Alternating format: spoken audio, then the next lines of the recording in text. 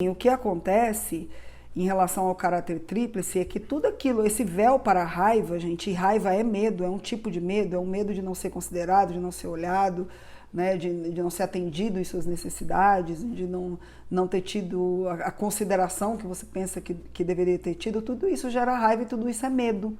Né?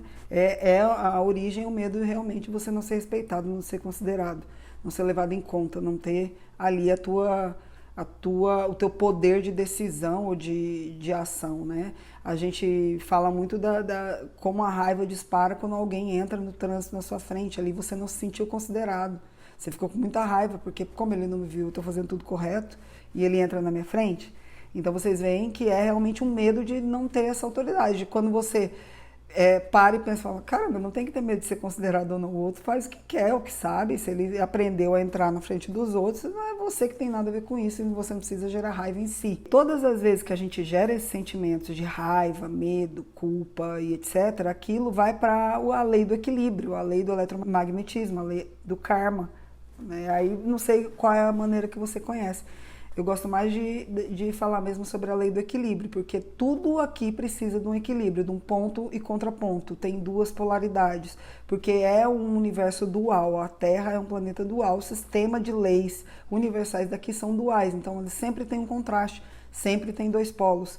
Então, quando você gera esse campo, você programa esse campo em você.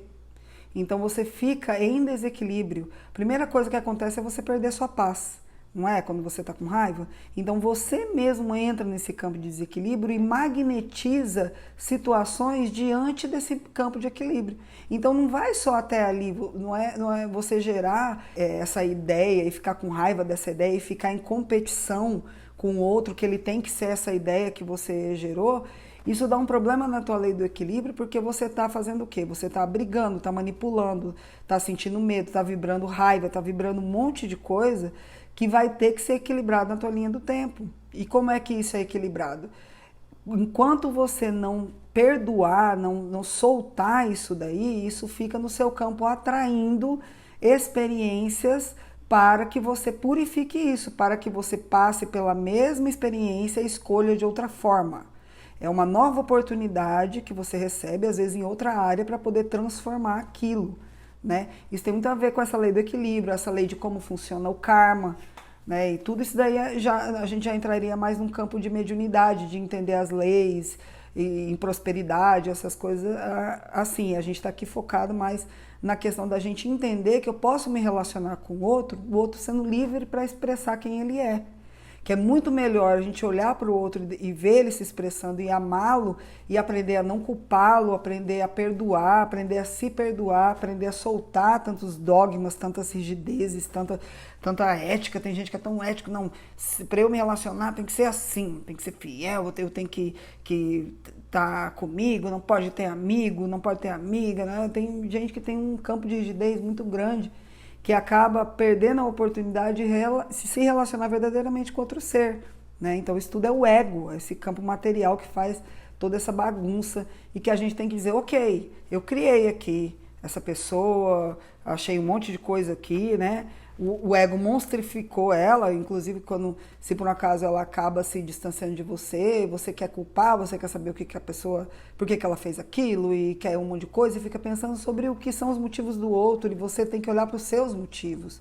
Você tem que olhar por que você chegou ali novamente, quais são os valores que você está usando que estão te levando sempre a esse lugar que você não gosta, sempre esse lugar te causa sofrimento. E essa resposta está dentro de você, não está no outro. O outro está espelhando aquilo que está dentro de você.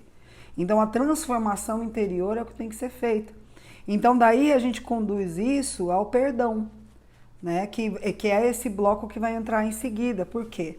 Porque o perdão é o entendimento, é a aceitação de que as experiências aconteceram como as pessoas conseguiram vivenciá-las, com o nível de entendimento, o nível de consciência que elas tinham no momento. Naquele momento, se você for olhar para trás, tiveram coisas que você fez com aquela forma que você pensava, com aquela consciência que você tinha, que jamais você faria novamente se fosse hoje. Então, você tem que entender aí o auto-perdão e o perdão. Essa aceitação de que a experiência aconteceu para que você entendesse algo que você acabou não entendendo, acabou se magoando, acabou levando carga daquilo e você nem imagina como isso, por mais que você não esteja mais pensando naquele passado, naquelas relações, aquele trauma às vezes dispara com outro relacionamento que não tem nada a ver. Porque você se relacionou com alguém que essa pessoa só queria saber de viajar com os amigos e só não fazia viagem com você e todo mês era viagem com os amigos e tal, aí você tá namorando uma outra pessoa, um homem ou uma mulher, que faz uma viagem e você vem com a carga toda. Não, não vou mais namorar essa pessoa não. Vai começar tudo de novo, essa coisa de ficar viajando sem mim, eu já sei no que vai dar. E essa pessoa não é mais. Aquilo lá foi outra experiência, por isso a gente precisa perdoar todo esse passado. Entender que aqueles níveis de consciência foram para aquele momento. Aquelas pessoas que estiveram lá espelhando as nossas experiências, elas agiram como elas conseguiram. Como elas podiam, como elas tinham informações culturais, programações celulares, registros ancestrais. A gente tem um monte de coisa que a gente precisa corrigir no nosso campo para não ficar titubeando e distorcendo as coisas. Então, naquele nível de consciência foi o que deu. Então, você entende e deixa lá. Sabe, passei, não estou dizendo para você achar que ligar para a pessoa e virar melhor amigo, e nem achar isso super agradável e querer para sempre na sua vida, não tem nada a ver.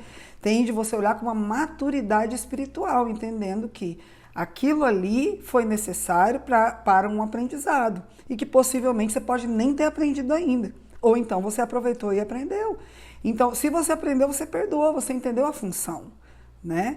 Então, se tiveram coisas que ainda geram traumas, que ainda trazem para você alguma coisa desse passado, é necessário esse perdão, essa aceitação, isso de deixar lá o que já foi e agora eu sou uma outra pessoa, hoje você é outra pessoa, você não é aquela e possivelmente daqui a um tempo você ainda está em outro nível de consciência que já não é mais esse, já faz outras coisas e não adianta nada a gente ficar lá buscando coisas no passado porque elas não servem para esse momento. Então, você vai se auto-perdoar entendendo que você deu o seu melhor e não importa o que você fez, gente, sem julgamento. Foi o que deu, sabe? Se você enlouqueceu, se você surtou, era o que você tinha no momento, tá beleza, foi, acabou, agora é outra história. Né? Zere todo esse campo do passado de relacionamentos e vamos começar perdoando tudo. Tá? Tudo, todo esse passado e todas as pessoas envolvidas, porque ali estava sendo gerado um campo que a gente chama de experiência, para que tudo seja visto, para que quem esteja vendo possa mudar essa chave na consciência para entender que as coisas não precisavam ter sido daquela maneira, né? Que de alguma forma faltou amor ali, faltou o amor no sentido de que você escolheu as coisas do ego, os desejos do ego, as raivas, as birras, as coisas que a gente escolhe quando tem ainda essas ideias. E a gente vai evoluindo e isso vai diminuindo.